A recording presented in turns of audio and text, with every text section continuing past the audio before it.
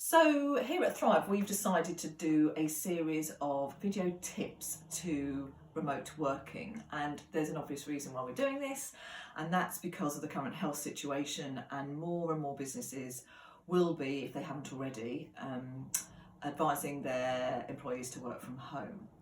And Dan and I at Thrive have been, from the inception of the company, remote workers, so we think we're in a good place to give you some tips, I suppose, as to what has worked well for us.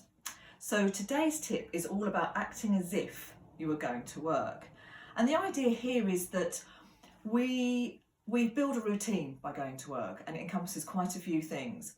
And that routine really helps us get in the right mindset to be productive for the day ahead at work. So if we can replicate that routine as much as possible when we're working remotely, that's going to help us with our productivity levels and keeping our mindset in a resourceful place.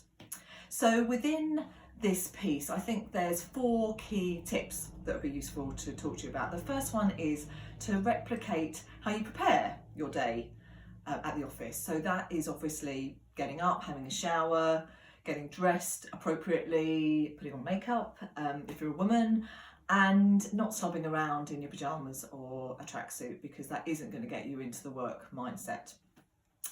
The second point here is we usually commute to work, whether that's tube, train, bus, walking, biking. Now, working at home doesn't allow us to do that, but sometimes getting a bit of fresh air first thing in the morning can really help us set the day ahead in the right way.